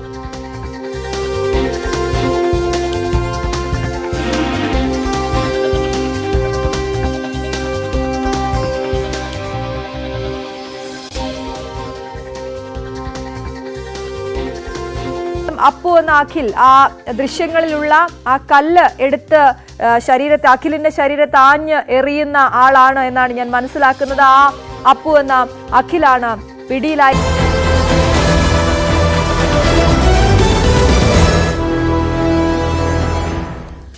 ലോക്സഭാ തെരഞ്ഞെടുപ്പിന്റെ 4ാം ഘട്ട വോട്ടെടുപ്പ് നാളെ നടക്കുന്നു. 10 സംസ്ഥാനങ്ങളിലെ 96 ലോക്സഭാ മണ്ഡലങ്ങളിലേക്കാണ് തെരഞ്ഞെടുപ്പ്. ആന്ധ്രാപ്രദേശ്, തെലങ്കാന, അതിൽ എടുത്തു പറയുമ്പോൾ ആന്ധ്രാപ്രദേശിൽ 25 ലോക്സഭാ മണ്ഡലങ്ങളിലും നടക്കുന്നു. തെലങ്കാനയിലെ 17 മണ്ഡലങ്ങളിലും വിധിയെഴുത്ത് നടക്കുകയാണ്. ഒപ്പം ഉത്തർപ്രദേശിലെ 13 മണ്ഡലങ്ങളിൽ, മഹാരാഷ്ട്രയിലെ 11 മണ്ഡലങ്ങളിൽ, മധ്യപ്രദേശ്, പശ്ചിമ ബംഗാൾ സംസ്ഥാനങ്ങളിലെ 8 മണ്ഡലങ്ങളിൽ. ഒപ്പം ഈ 4ാം ഘട്ടത്തിൽ പോളിംഗ് നടക്കുകയാണ്. 1717 സ്ഥാനാർത്ഥികളാണ് ഈ ഘട്ടത്തിൽ ജനവിധി തേടുന്നത്. ജമ്മു കശ്മീരിലെ ശ്രീനഗറിലും നാളെയാണ് തെരഞ്ഞെടുപ്പ് നടക്കുക.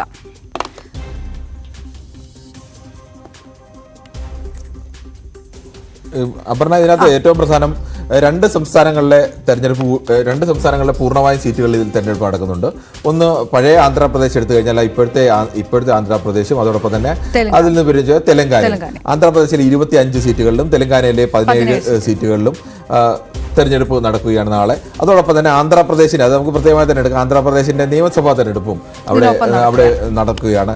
എന്തായാലും രണ്ട് സംസ്ഥാനങ്ങൾ പൂർണ്ണമായും ഒരു തെരഞ്ഞെടുപ്പ് രീതിയിലേക്ക് തന്നെ പോവുകയാണ്. നമുക്ക് ഈ സംസ്ഥാനങ്ങളുടെ തെരഞ്ഞെടുപ്പുമായിട്ടൊക്കെ പോകുമ്പോൾ ഏറ്റവും പ്രധാനം എനിക്ക് തോന്നുന്നു ആന്ധ്രാപ്രദേശും തെലങ്കാനയും തന്നെയാണ്. ഒരു ശക്തമായിട്ടുള്ള ത്രികോണ മത്സരം നടക്കുകയാണ്. ഈ ഇരട്ട അംഗം നടക്കുന്നത്, ഇരട്ട അംഗം എന്ന് തന്നെ പറയണം അല്ലെ? നിയമസഭാ തെരഞ്ഞെടുപ്പും ലോക്സഭാ തെരഞ്ഞെടുപ്പും ഒരുമിച്ച് നടക്കുമ്പോൾ ഭരണകക്ഷിയായിട്ടുള്ള ജഗൻമോഹൻ റെഡ്ഡിയുടെ YSR കോൺഗ്രസ്, അതോടൊപ്പം TDPയും JSPയുമായിട്ട് BJP സഖ്യത്തിലേർപ്പെട്ട് നിൽക്കുന്ന ആ ഒരു കാഴ്ച, പിന്നെ ജഗൻമോഹൻ റെഡ്ഡിക്കെതിരെ സഹോദരി ശർമിളയെ തന്നെ ഇറക്കി കോൺഗ്രസ് രംഗത്തുണ്ട്. അങ്ങനെ ഒരു ശക്തമായിട്ടുള്ള ഒരു ത്രികോണ മത്സരം ഏത് തരത്തിലായിരിക്കും? ഈ ഇന്ത്യ മുന്നണി, NDA, പ്രാദേശിക കക്ഷികൾ, ആ തരത്തിൽ വേണം ആ ഇക്വേഷൻ. ഈ ആന്ധ്രാപ്രദേശിനെ സംബന്ധിച്ച് ഒരു തരത്തിൽ പറയാൻ ആന്ധ്ര ഈ 1-2 UPA സർക്കാരുകളെ നിലനിർത്തിയത്, അല്ലെങ്കിൽ 1-2 UPA സർക്കാരിൽ ഏറ്റവും കൂടുതൽ സീറ്റുകൾ നൽകിയത് ആന്ധ്രാപ്രദേശാണ്. അന്ന് YS രാജശേഖർ റെഡ്ഡി എന്ന് പറയുന്ന ആന്ധ്രയിലെ ഏറ്റവും പ്രധാനപ്പെട്ട കോൺഗ്രസിന്റെ ഒരു നേതാവ് ഉണ്ടായത്. 2004 29 സീറ്റുകളും 2009 33 സീറ്റുകളും. സോണിയാഗാന്ധി എടുക്കുമെന്ന് YS രാജശേഖർ റെഡ്ഡി പറയുന്നത് 33 സീറ്റുകൾ, ഞാൻ 42-ൽ 33 സീറ്റ് ഞാൻ കോൺഗ്രസിന് തരും എന്ന് പറയുന്നു. അങ്ങനെ കൃത്യം 33 സീറ്റ് തന്നെ YS രാജശേഖർ റെഡ്ഡി കൊടുക്കുന്നു. ഈ രണ്ട് ഘട്ടത്തിലും ഒരു ഇന്ത്യൻ സംസ്ഥാനത്ത് നിന്ന് കോൺഗ്രസ് ലഭിച്ച ഏറ്റവും കൂടുതൽ സീറ്റുകൾ ആന്ധ്രാപ്രദേശിൽ നിന്നായിരുന്നു. പിന്നീട് കോൺഗ്രസ് ആന്ധ്രാപ്രദേശിനെ രണ്ടായി വിഭജിക്കുന്നു. അവസാനം ആന്ധ്രാപ്രദേശിലും സീറ്റില്ല, തെലങ്കാനയിലും സീറ്റില്ല എന്നുള്ള അവസ്ഥയിലേക്കൊക്കെ എത്തുന്നു. ആന്ധ്രാപ്രദേശിൽ പിന്നീട് ആദ്യം TDP ആണ് ആന്ധ്രാപ്രദേശിൽ ജയിച്ചത്. ചന്ദ്രബാബു നായിഡു നേതൃത്വത്തിലുള്ള TDP ആണ് ആദ്യം 4-5 കൊല്ലം ഭരിച്ചത്. അതിനുശേഷമാണ് YSR കോൺഗ്രസ്, YS രാജശേഖരന്റെ മകന്റെ നേതൃത്വത്തിൽ നിന്ന് YSR കോൺഗ്രസ് വരുന്നു. YSRCP കണക്കുകൾ കൂടി നമുക്ക് ഒന്നുകൂടെ നോക്കണം. 2019 ആന്ധ്രയിൽ സംഭവിച്ചത് എന്താണ്? 25-ൽ 22 സീറ്റുകളും YSR കോൺഗ്രസിനാണ് നേടിയത്. അന്ന് 3 സീറ്റിൽ TDP ജയിക്കുന്നു. 49.9% വോട്ടുകളും ജഗൻമോഹൻ റെഡ്ഡിയുടെ YSR കോൺഗ്രസിനൊപ്പം കിട്ടിയ ഒരു സാഹചര്യമാണ്. അന്ന് JSP 5.9% വോട്ട് നിൽപ്പ്. BJPക്ക് നേടാനായത് 1% വോട്ട്. കോൺഗ്രസിനും ഈ അവിടുത്തെ ഒരു കണക്കുകൾ നമ്മൾ നോക്കിയാലേ യഥാർത്ഥത്തിൽ 2014 ആന്ധ്രാപ്രദേശും തെലങ്കാനയും 2 സംസ്ഥാനമായി മാറുന്നു. 2 സംസ്ഥാനമായി മാറുന്നതോടുകൂടി ആന്ധ്രാപ്രദേശിന്റെ ഭരണം TDPക്ക് ലഭിക്കുന്നു. തെലങ്കാനയുടെ ഭരണം അവിടെ ചന്ദ്രശേഖർ റാവുവിന്റെ TRSന്, അന്നത്തെ TRS ഇപ്പോഴത്തെ BRS ഭാരത് രാഷ്ട്ര സമിതി, അന്നത്തെ തെലങ്കാന രാഷ്ട്ര സമിതിക്ക് ലഭിക്കുന്നു. കോൺഗ്രസ് പൂർണ്ണമായും തന്നെ വാഷ് ഔട്ട് ആവുന്നുണ്ട്. ഏറ്റവും അവസാനത്തെ മുഖ്യമന്ത്രി സ്ഥാനത്ത് നിന്നും വരുന്ന കോൺഗ്രസ്, അല്ലെങ്കിൽ ഭരിച്ചുകൊണ്ടിരുന്ന ഒരു പാർട്ടി പൂർണ്ണമായും ഏതെങ്കിലും തരത്തിലൊരു നാമമാത്രമായ പ്രാതിനിധ്യം പോലും ഇല്ലാതെ പൂർണ്ണമായും നഷ്ടപ്പെട്ടു പോകുന്ന ഒരു അവസ്ഥയിലേക്ക് ഉണ്ടാകുന്നു. ലോക്സഭയിലേക്കും കഴിഞ്ഞ ലോക്സഭ തെരഞ്ഞെടുപ്പ് വരുമ്പോഴും അവിടെ YSR കോൺഗ്രസിന്റെ നേതൃത്വത്തിൽ ജഗൻമോഹൻ റെഡ്ഡിയുടെ നേതൃത്വത്തിലാണ് വലിയ വിജയം അവിടെ ഉണ്ടാകുന്നത്. അവിടെ ഏറ്റവും പ്രധാനപ്പെട്ട പാർട്ടി ഏകദേശം 49%-ലേറെ വോട്ട് നേടിയാണ് ജഗൻമോഹൻ റെഡ്ഡി അന്ന് വിജയിക്കുന്നത് എന്നതുകൂടി ആലോചിക്കണം. അന്ന് 2019 151 സീറ്റാണ് ജഗൻമോഹൻ റെഡ്ഡിയുടെ YSRCPക്ക് ലഭിക്കുന്നത്. TDPക്ക് 23 സീറ്റുകൾ മാത്രമേ ലഭിച്ചുള്ളൂ. അതിന് തൊട്ടുമുമ്പിൽ തവണ 175 അംഗ നിയമസഭയിൽ 102 സീറ്റുകൾ നേടി ഭരണത്തിലേറിയ ചന്ദ്രബാബു നായിഡുവാണ്. അഴിമതി ആരോപണങ്ങളും ഒക്കെ നിരവധി നേരിടേണ്ടി വന്ന ചന്ദ്രബാബു നായിഡു പിന്നീട് പ്രതിപക്ഷത്ത് വരുന്നു. പ്രതിപക്ഷത്ത് തന്നെ വല്ലാതെ ദുർബലമായി പോകുന്ന 23 സീറ്റിലേക്ക് വരുന്നു. പവൻ കല്യാണിന്റെ ജനസേനയ്ക്ക് 1 സീറ്റ് ലഭിക്കുന്നു. ഇത്തവണ ഇത്രയും കാലം കഴിഞ്ഞ ലോക്സഭാ തെരഞ്ഞെടുപ്പിന്റെ കാലത്തൊക്കെ നരേന്ദ്രമോദിക്ക് രാജ്യസഭയിൽ ഭൂരിപക്ഷം ലഭിക്കാതിരുന്ന ഘട്ടത്തിലെല്ലാം സഹായിച്ചിരുന്ന പാർട്ടിയാണ് ജഗൻമോഹൻ റെഡ്ഡിയുടെ YSRCP എന്ന് ആലോചിക്കണം. ആ YSRCP ഒരു പക്ഷത്ത് നിൽക്കുന്നു. ആ YSRCPക്കെതിരെ BJPയും TDPയും ചേർന്ന്, TDP കേന്ദ്ര സർക്കാരിൽ നടക്കം അഴിമതി ആരോപണത്തിന്റെ പേരിൽ ചന്ദ്രബാബു നായിഡുവിന് ആരോപണങ്ങൾ നേരിടേണ്ടി വന്ന ഒരാൾ കൂടിയാണ് അദ്ദേഹം. അതിനുശേഷം ജയിൽ വാസം അനുഷ്ഠിക്കേണ്ടി വന്നു. അദ്ദേഹം BJPക്കൊപ്പം ചേർന്ന് TDPക്കെതിരെ മത്സരിക്കുന്നു. BJPയുടെ ഒരു സ്വപ്നം അത് ഏത് തരത്തിൽ? ദക്ഷിണേന്ത്യയിൽ കൂടുതൽ CB സത്യനിലേക്ക് തന്നെ കടക്കുമ്പോൾ ആന്ധ്രയിൽ നിന്ന് രാജ്യത്തൊട്ടാകെ നേട്ടം കൊയ്തപ്പോഴും ആന്ധ്രയിൽ നിന്ന് ഒരു MPയോ MLAയോ BJPക്ക് ഇല്ലാത്തൊരു സാഹചര്യം. ഈ 6 വർഷത്തിന് ശേഷം നായിഡുവുമായിട്ട് TDPയുമായിട്ട് NDA ഒരു സഖ്യമുണ്ടാക്കുക, പവൻ കല്യാണിന്റെ ജനസേന പാർട്ടിയുമായിട്ട് സഖ്യമുണ്ടാക്കുക. ഈ സഖ്യത്തിലൂടെ കൂടുതൽ പരമാവധി കിട്ടാവുന്നത്രോളം സീറ്റുകൾ ഉറപ്പിക്കാനാകുമെന്നൊരു പ്രതീക്ഷ BJPയെ സംബന്ധിച്ചിടത്തോളം ഉണ്ട്. ആ തരത്തിൽ കേന്ദ്ര നേതാക്കന്മാരുടെ എല്ലാം സാന്നിധ്യം പ്രചാരണ സമയത്ത് ഉണ്ടാവുകയും ചെയ്തിരുന്നു. അങ്ങനെ ആ ഒരു മുന്നണി രാഷ്ട്രീയത്തിലൂടെ ആന്ധ്രയിൽ BJPക്ക് നേട്ടമുണ്ടാക്കാനാകുമെന്ന് വിലയിരുത്താനാകുമോ? നിലവിൽ യാതൊരു ബേസും BJPക്ക് ഇല്ലാത്ത ഒരു സംസ്ഥാനമാണ് ആന്ധ്രാപ്രദേശ്. കഴിഞ്ഞ ഇലക്ഷൻ നേരത്തെ പറഞ്ഞതുപോലെ 1% മാത്രം വോട്ടുകളാണ് BJPക്ക് നേടാനായത്. അപ്പൊ അതിൽ നിന്ന് വളരെ അല്പമെങ്കിലും പുരോഗതി ഉണ്ടാക്കുക എന്ന ലക്ഷ്യത്തോടെ കഴിഞ്ഞ തവണ 4 സീറ്റുകൾ തെലങ്കാനയിൽ നേടിയ ഒരു ധൈര്യം BJPക്ക് ഒപ്പമുണ്ട്. അതിന്റെ കൂടെ തന്നെ എങ്ങനെയെങ്കിലും ആന്ധ്രയിൽ കൂടി വേരുറപ്പിക്കുക എന്ന ഒരു ശ്രമമാണ് BJP നടത്തുന്നത്.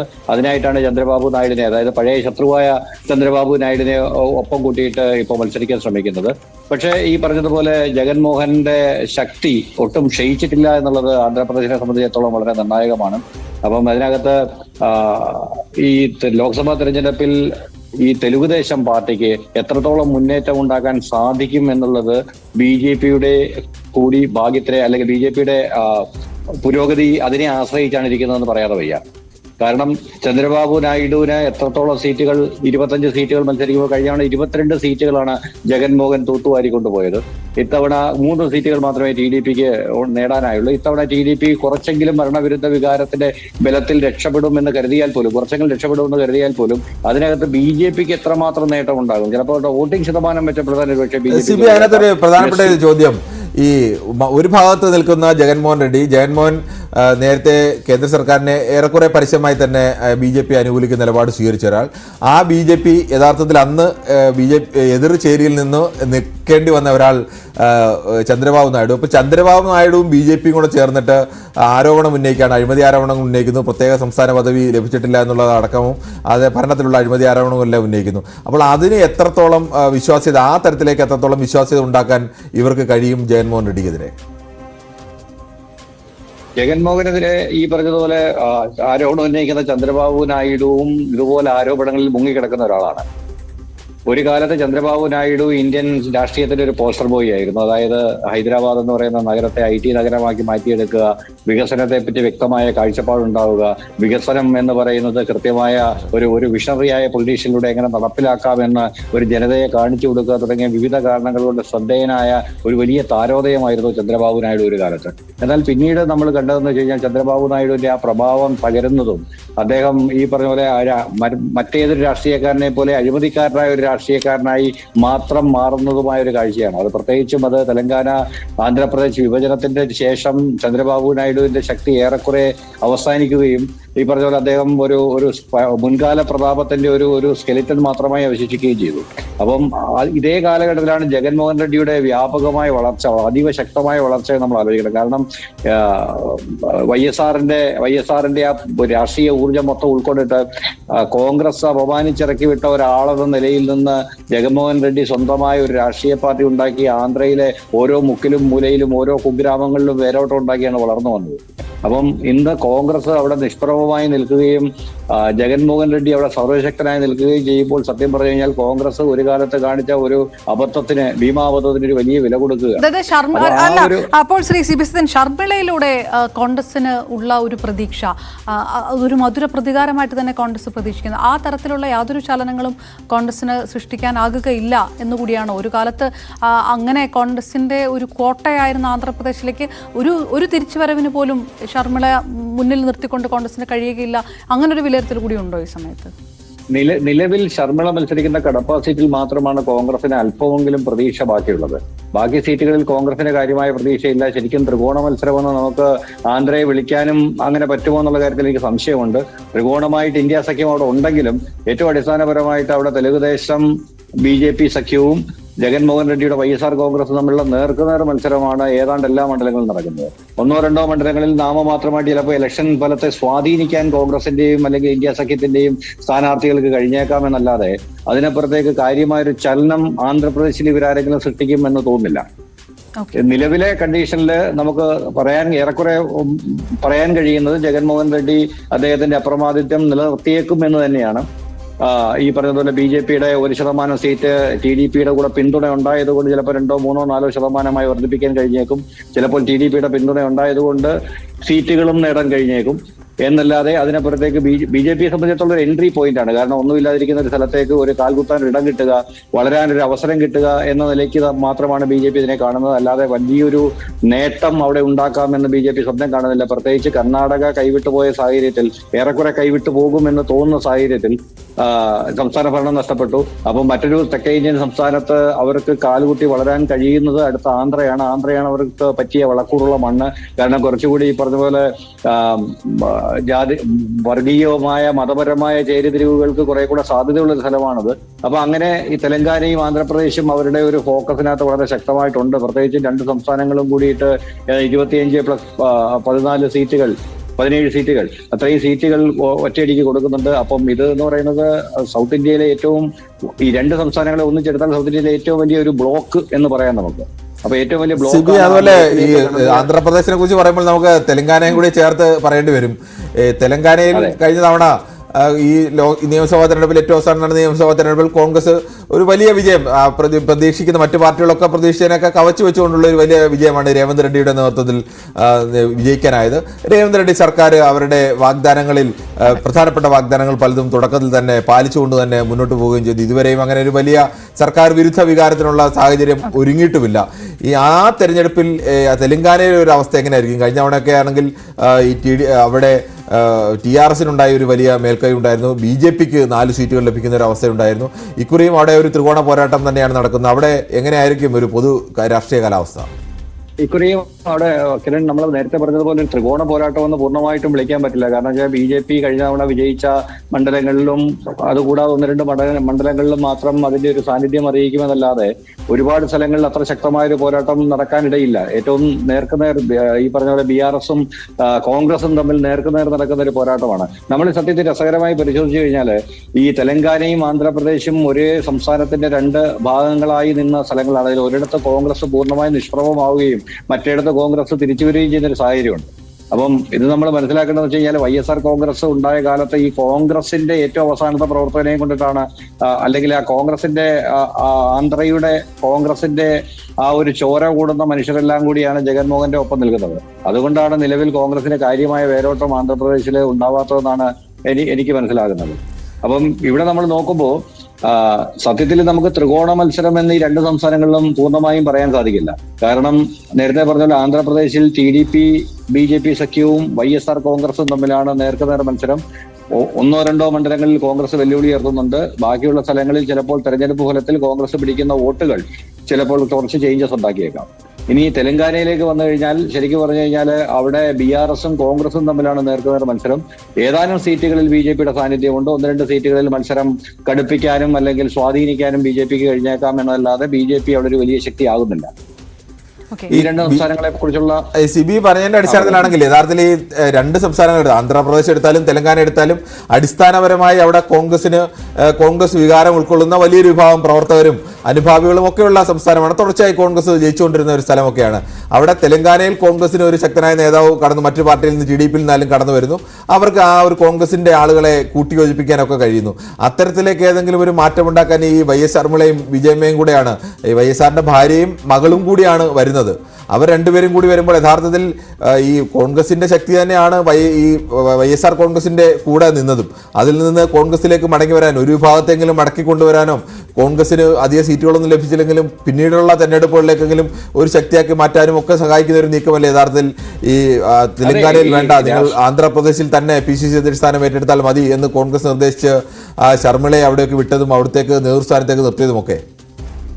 അല്ലെ, കോൺഗ്രസിനെ സംബന്ധിച്ചിടത്തോളം ഒരു മികച്ച സ്ട്രാറ്റജിക് മൂവ് ആണ് എന്ന് പറയാതെ വയ്യ. കാരണം എന്ന് വെച്ച് കഴിഞ്ഞാൽ ശർമിളയെ തെലങ്കാനയിൽ നിന്ന് ആന്ധ്രാപ്രദേശിലേക്ക് കൊണ്ടുപോയി ജഗൻമോഹൻ റെഡ്ഡിയുടെ ആ ഏറ്റവും അടിസ്ഥാന സ്ഥലത്ത് തന്നെ കൊണ്ടുപോയിട്ട് അവിടെ നേർക്കുനേർ ഏറ്റുമുട്ടലിന് തയ്യാറെടുക്കുക എന്ന് പറയുന്നത് കോൺഗ്രസ് അടുത്ത കാലത്ത് ചെയ്ത ഏറ്റവും നല്ല മികച്ച സ്ട്രാറ്റജികളൊന്നാണ്. കാരണം ശർമിള തെലങ്കാനയിൽ നിന്നിരുന്നെങ്കിൽ ഒരുപക്ഷെ രേവന്ത് റെഡ്ഡിയുടെ സാന്നിധ്യവും ശർമിളയുടെ സാന്നിധ്യവും തെലങ്കാന രാഷ്ട്രീയത്തെ കോൺഗ്രസിനെ കുറച്ചുകൂടെ സംഘർഷഭരിതമാക്കുമായിരുന്നു. അതിനു പകരം സമൃദ്ധമായിട്ട് അവരെ ആന്ധ്രയിലേക്ക് മാറ്റുകയും ഈ YSR-ന്റെ അതേ പാരമ്പര്യം ഉൾക്കൊള്ളുന്ന, അതായത് ജഗൻമോഹൻ ഏറ്റവും കൂടുതൽ അവകാശപ്പെടുന്ന YSR പാരമ്പര്യമാണ്. അപ്പൊ അതേ പാരമ്പര്യം എനിക്കും അവകാശമുണ്ട്. കാരണം എന്റെ കൂടെ ഞാൻ മാത്രമല്ല, എന്റെ അമ്മയും ഉണ്ട്. ഞങ്ങൾ ഒന്നിച്ച് കോൺഗ്രസിന് വേണ്ടിയിട്ട് പടപൊരുതുകയാണ് എന്ന് പറയുന്ന ഒരു സന്ദേശവുമായിട്ടാണ് ശർമിള അവിടെ എത്തിയിരിക്കുന്നത്. അപ്പൊ ശർമിളയെ സംബന്ധിച്ചിടത്തോളം കുറച്ച് സീറ്റുകളിലെങ്കിലും അക്കൗണ്ട് ഓപ്പൺ ചെയ്യാൻ സാധിച്ചു കഴിഞ്ഞാൽ, ലോക്സഭയിലെ ഒരു സീറ്റോ അല്ലെങ്കിൽ ഒന്നിലധികം സീറ്റുകളോ നേടാൻ സാധിച്ചാൽ, നിയമസഭയിലേക്ക് ഒരു 10-20 സീറ്റുകളിലെങ്കിലും സാന്നിധ്യം അറിയിക്കാൻ സാധിച്ചാൽ, അതൊരു വലിയ വലിയ തുടക്കമാണ്. കാരണം കോൺഗ്രസിന്റെ ഒരു നഷ്ടപ്രതാപത്തിന്റെ കാലഘട്ടം തരണം ചെയ്തിട്ട് അതിന്റെ വിട്ടുപോയ ആൾക്കാരെയും ഈ പറഞ്ഞ വൈഎസ്ആറിനുള്ള അതൃപ്തരെയും ഒക്കെ തിരിച്ചു പിടിച്ച് കോൺഗ്രസിന്റെ സംഘടനാശേഷി വീണ്ടും വർദ്ധിപ്പിക്കാൻ ഉതകുന്ന ഒരു നടപടി തന്നെയാണ്. അക്കാര്യത്തിൽ സംശയമൊന്നുമില്ല. ഓക്കെ, ഏതായാലും മറ്റ് സംസ്ഥാനങ്ങളിലും തെരഞ്ഞെടുപ്പ് നടക്കുന്നു. വിവിധ മണ്ഡലം, ഉത്തർപ്രദേശിൽ 13 മണ്ഡലങ്ങൾ, മഹാരാഷ്ട്രയിൽ 11. സിബി സത്യൻ, ഒരു കാര്യം കൂടി ചോദിക്കുന്നത്, നേരത്തെ നമ്മൾ ഒരു അരമണിക്കൂറോളം ചർച്ച ചെയ്തത് കേജ്രിവാൾ എന്ന് പറയുന്ന ഒരു ഫാക്ടർ ഏത് തരത്തിലാണ് ഈ 4ാം ഘട്ടം തെരഞ്ഞെടുപ്പ് മുതൽ സ്വാധീനിക്കുക എന്നുള്ള ഒരു വിഷയമാണ്. പ്രചാരണ വിഷയങ്ങൾ തന്നെ മാറ്റുന്ന രീതിയിൽ ചില പ്രസ്താവനകൾ നടത്തി അങ്ങനെ ഒരു ആശയക്കുഴപ്പത്തിലാക്കാൻ കേജ്രിവാളിന് സാധിച്ചിട്ടുണ്ട്. അത് ശരിക്കും ഈ നാളെ നടക്കുന്ന വോട്ടെടുപ്പ് നടക്കുന്ന മണ്ഡലങ്ങളിലടക്കം അതിനൊരു ഇമ്പാക്റ്റ് ഉണ്ടാക്കാൻ കഴിയുമെന്ന് വിചാരിക്കുന്നുണ്ടോ?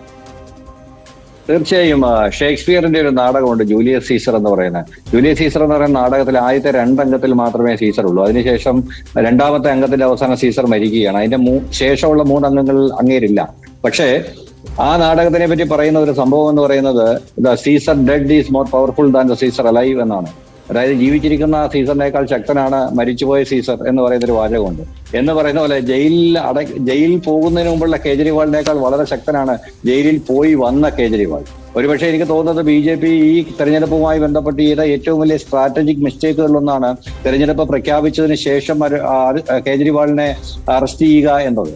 കാരണം എന്ന് വെച്ച് കഴിഞ്ഞാൽ 2 തരത്തിലാണ് ജനങ്ങൾ വിലയിരുത്തിയത്. ഒന്ന് എന്ന് പറയുന്നത് BJP പരിഭ്രമത്തിലാണ് എന്ന് തോന്നുന്ന ഒരു കാഴ്ചപ്പാട് ക്രിയേറ്റ് ചെയ്യാൻ ആ നീക്കം ഉതകി. 2ാമത്തത് അൺഫെയർ ആയ ഒരു സമീപനമാണ് BJP കാണിച്ചത് എന്ന് ഒരു വിഭാഗം ആൾക്കാർക്കിടയിൽ എങ്കിലും അഭിപ്രായമുണ്ടായി. 3ാമത്തത് ഇളകി നിന്ന ഇന്ത്യ സഖ്യത്തെ വല്ലാതെ സിമെന്റ് ഇട്ട് ഉറപ്പിച്ചു കളഞ്ഞു കേജ്രിവാളിന്റെ അറസ്റ്റ്. ഇപ്പോൾ കഴിഞ്ഞ കുറെ ദിവസങ്ങളായിട്ട് ജയിലിൽ കിടന്നിട്ട് കൃത്യമായ തെരഞ്ഞെടുപ്പ് വിഷയങ്ങളിൽ ധാരണയുണ്ടാക്കി തന്റെ ആശയങ്ങൾക്ക് മൂർച്ച വരുത്തി, തന്റെ പ്രചരണ ആയുധങ്ങൾക്ക് മൂർച്ച വരുത്തി പുതിയൊരു ധൈര്യത്തോടെയും സ്ഥൈര്യത്തോടെയും രംഗത്തിറങ്ങുന്ന കേജ്രിവാളിനെയാണ് നമ്മൾ കാണുന്നത്. ഇപ്പൊ നമ്മൾ നോക്കൂ, പെട്ടെന്ന് സംഭവങ്ങൾ ട്വിസ്റ്റ് ആയിരിക്കുന്നു. ഇതുവരെ പ്രധാനമന്ത്രിയുടെയും അമിത്ഷായുടെയും കടന്നാക്രമണമായിരുന്നു ഒരു പരിധി വരെയെങ്കിൽ ഇപ്പൊ അവർ ആദ്യമായിട്ടൊരു ബാക്ക് ഫുട്ടിലേക്ക് പോവുകയാണ്. അവർ ഡിഫൻസിലേക്ക് പോവുകയാണ്. 75ാമത്തെ വയസ്സിൽ മോദി വിരമിക്കുമെന്ന് പറഞ്ഞു. എന്നിട്ട് ഇപ്പോൾ അദ്ദേഹം വിരമിച്ചാൽ അമിത്ഷാ ആണോ അടുത്ത പ്രധാനമന്ത്രി? അങ്ങനെ പ്രധാനമന്ത്രിയായാൽ മോദിയുടെ ഗ്യാരണ്ടി ആരാണ് നടപ്പിലാക്കുക? അപ്പൊ ഇതിനകത്ത് 2 പ്രശ്നങ്ങളുണ്ട്. ഒന്നെന്ന് പറയുന്നത് 75ാമത്തെ വയസ്സിൽ രാഷ്ട്രീയ വിരമിക്കൽ എന്ന് പറയുന്ന ആഹ്വാനം നൽകിയത് ശ്രീ നരേന്ദ്രമോദി തന്നെയാണ്. അദ്ദേഹം അത് ചെയ്തില്ലെങ്കിൽ അദ്ദേഹത്തിന്റെ ഗ്യാരണ്ടിക്ക് എന്താണ് വില? ഒന്നാമത്തെ ചോദ്യം.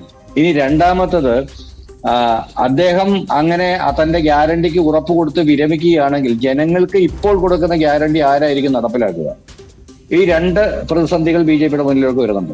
ഇനി അടുത്തതായിട്ട് അദ്ദേഹം ചെയ്തത് നോക്കൂ, ഈ പറഞ്ഞതുപോലെ BJPയിൽ അന്തഛിദ്രം ഉണ്ടാക്കാനുള്ള, അതായത് യോഗി ആദിത്യനാഥിനെ ഒതുക്കുന്നു, അല്ലെങ്കിൽ അമിത്ഷായെ പ്രധാനമന്ത്രിയാക്കാനുള്ള ശ്രമമാണ്. അതായത് ഇതുവരെ BJPയോട് ആരും ചോദിക്കാത്ത കുറെ ചോദ്യങ്ങളാണ് കേജ്രിവാൾ ഇപ്പൊ ചോദിച്ചിരിക്കുന്നത്. അതായത് ഈ ഇലക്ഷനിൽ പ്രചരണ ആയുധമാക്കാൻ പറ്റി, അല്ലെങ്കിൽ 1ാം ഘട്ടത്തിലും 2ാം ഘട്ടത്തിലും ഈവൻ 3ാം ഘട്ടത്തിലും ആരും പ്രചരണായുധമാക്കാതിരുന്ന കുറെ ചോദ്യങ്ങളുമായിട്ടാണ് കേജ്രിവാൾ രംഗത്ത് വന്നിരിക്കുന്നത്. ഇത് ശരിക്കും പറഞ്ഞു കഴിഞ്ഞാൽ പെട്ടെന്ന് ഒരു കാറ്റ് പിടിച്ചതുപോലെ, ഒരു കൊടുങ്കാറ്റടിച്ചതുപോലുള്ള അനുഭവം തെരഞ്ഞെടുപ്പ് പ്രചരണ രംഗത്തുണ്ടാക്കുന്നുണ്ട്. മിനിമം BJP അണികളിൽ ഉണ്ടാക്കുന്നുണ്ട്, പൊതുവെ ജനങ്ങളിൽ ഉണ്ടാക്കുന്നുണ്ട്. യെസ്, തീർച്ചയായിട്ടും. ഏതായാലും സമയപരിമിതി കൊണ്ട് കൂടിയാണ് നമുക്ക് മറ്റ് വിഷയങ്ങളിലേക്ക് ഇപ്പോൾ മഹാരാഷ്ട്രയിലടക്കം ഏത് തരത്തിലാണ് 11 മണ്ഡലങ്ങളിലൊക്കെ വോട്ടെടുപ്പ് നടക്കുമ്പോൾ, അത് ബംഗാളിൽ 8 മണ്ഡലങ്ങളിലുണ്ട്, മധ്യപ്രദേശിലും ബീഹാറിലും ഒക്കെ ഉണ്ട്. ബീഹാറിലൊക്കെ ആദ്യത്തെ 1-2 ഘട്ടങ്ങളിലൊക്കെ വല്ലാതെ പോളിംഗ് ശതമാനം കുറഞ്ഞതൊക്കെ NDA ഏറെ ആശങ്കപ്പെടുത്തിയ ഒരു സാഹചര്യമൊക്കെ ഉണ്ട്. അതിലേക്ക് ഒക്കെ നമുക്ക് ഇനി വരും ദിവസങ്ങളിൽ കിടക്കാം എന്ന് കൂടിയാണ് പ്രതീക്ഷ. വളരെയധികം നന്ദി സിബി സത്യൻ നമുക്കൊപ്പം ചേർന്നത്. പൊളിറ്റിക്കൽ ഗ്രാൻഡ് ഫിനാലെ കൂടുതൽ വിശകലനങ്ങളുമായി ഇനി വീണ്ടും നാളെ 8 മണിക്ക് കാണാം. നമസ്കാരം.